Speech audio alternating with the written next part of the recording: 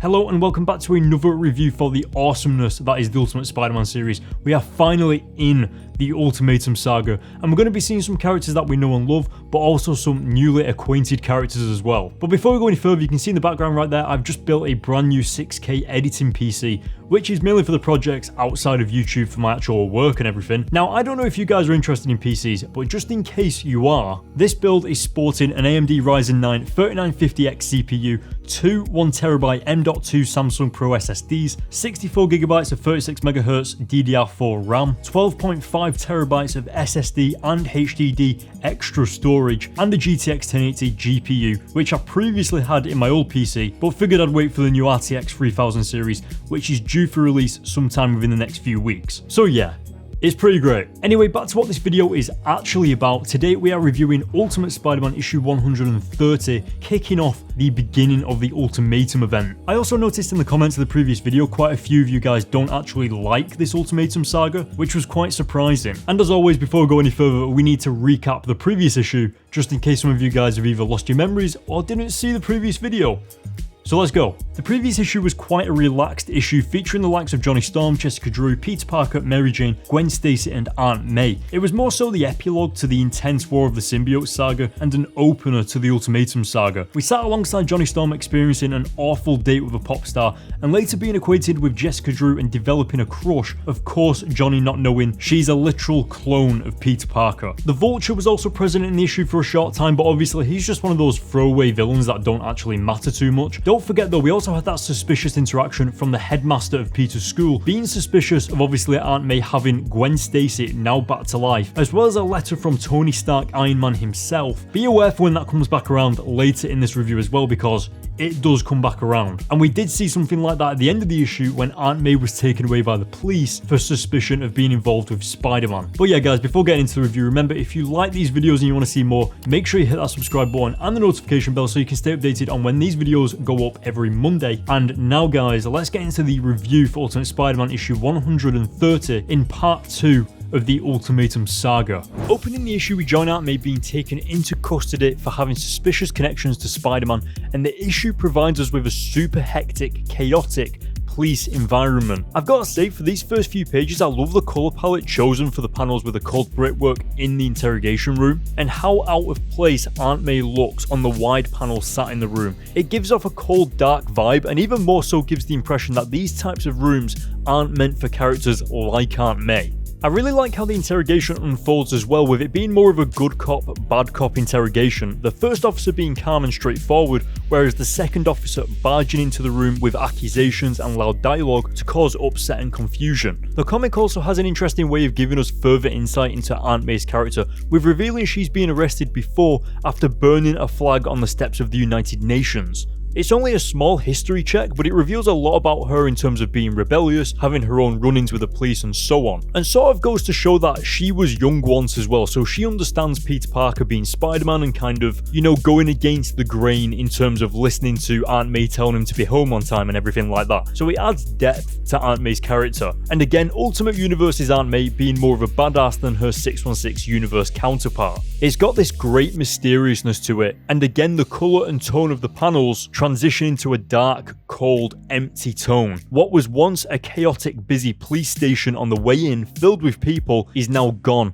and the reveal into the street with destruction and people fleeing in the streets before zooming out to see gigantic waves blasting over the entire city. The comic does a clear job with Spider-Man and his reaction to show us how this wasn't something that happened over a period of time. It quite literally happened in an instant. That also brings me on to some of the things I didn't like about the issue though. It doesn't do a very good job of having us feel like there is anything major at stake in regards to Spider-Man. The situation and threat at hand immediately feel like it's way out of Spider-Man's scope of heroism, and of course the issue is supposed to be quite mysterious in how this is all happening. But it's like when we think about our planet compared to the universe. If we just think about our own lives and our own planet, then we have meaning. But as soon as we start thinking bigger about how we are basically humans living on one of a trillion billion planets in a galaxy amongst trillions of other galaxies in the universe, our perception of anything becomes irrelevant, and it it's kind of how this feels here. The threat is so large that it's no longer got the same danger factor to the characters we love because we don't know anything about it,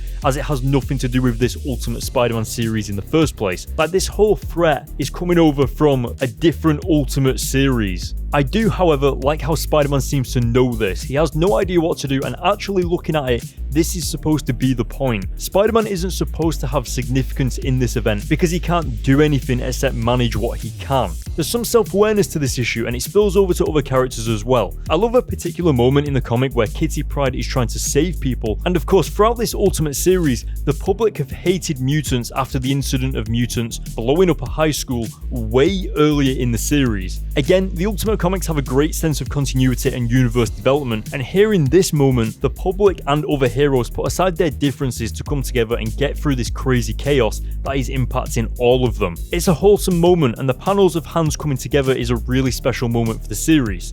One thing I do wish we would have seen though is some of the villains dealing with this situation as well, like the heroes and villains, instead of fighting each other, just both being there and doing what they can. Not so much the villains doing good guy things, but with heroes and villains both recognizing that there are bigger stakes happening here around them than fighting each other. I think that would have been cool. Now, towards the end of the issue, it's interesting to see how Gwen is also having a form of anxiety herself with being afraid of dying, and not just dying, but dying again. It's a strange concept because sure, people can be afraid of dying usually anyway, but it's completely different when Gwen has already died before as a character and now she's come back with legitimate PTSD from her death. It's not really something you think about, and definitely opens up some interesting directions the Ultimate series can take with Gwen's character. Like, does she remember the specifics of dying? Maybe we'll find out. But finally, the comic actually closes on a shot of Grey Hulk in front of a shocked Spider-Man, and it begs the question of, is Hulk there to help, or is he about to face off against Spider-Man with what he's lifting over his head? I guess we'll have to find out in the next issue, because that is where the issue ends. What a cliffhanger. Okay, so that was the last issue, and again, not really too much happening. Like, it's on a crazy perspective, but I really liked it how obviously there was multiple characters towards the end. So we had Aunt May, Spider-Man, Kitty Pryde, the Hulk. Like, the comic very quickly went from something based around Aunt May and Spider-Man to pretty much including all of these heroes that we've sort of come to know. Now, if I'm honest, it's kind of cheesy, but my favourite moment was when Kitty Pryde actually stood there to help all these citizens, and people actually started standing up for Kitty Pryde, trying to save these people's lives. Because if you remember, throughout the Ultimate Spider-Man series, the public have basically hated mutants. Like, it's kind of been like a little bit of a racial thing, like where they don't like their kind, if you get what I mean. So it's so good to see that people have sort of putting their differences aside to focus on the main thing that's happening, the main danger, coming together and just helping each other. And it's really inspirational and sort of nice to see, but at the same time, you kind of have this inkling that after all of this, when they do find out that Magneto is doing this, who is a mutant, they're just going to go back to hating mutants all over again, and it's going to be tenfold. After this, people with superpowers are just going to be hated on. Anyway, enough talking. Rating of the issue, honestly, it's kind of hard to say. I think I'm just going to go with the generic answer of 8 out of 10, because even though a lot happened in this issue, not that much happened in this issue. Like, the comic basically opened up on Aunt May, and then it also led to her going outside, and the destruction was already there. So the comic definitely insinuates that this isn't an only Ultimate Spider-Man event, and it's obviously happening throughout the rest of the Ultimate series as well in the other comics, because otherwise we would have got like a beginning, middle, and end. Anyway, that is it for this issue, guys. Thank you so much for watching, and as always, if you like this video and you want to see more, hit that subscribe button below and the notification bell so you can stay updated on when these videos go up every Monday. Thank you guys for watching, and I will see you all in next week's video for Ultimate Spider-Man issue 131. Okay, very cool. So if you click here in the middle, you can hit the subscribe button and obviously see all the future videos that are coming. After we finish this series, we're going to be reviewing other Spider-Man series like Kraven's Last Hunt, maybe a bit of Civil War, some of that stuff, who knows. And if you click these two videos here, one of them will be the most recent video on the channel, and the other one will be another amazing video that I picked for you guys especially. So hope you enjoy. See you later.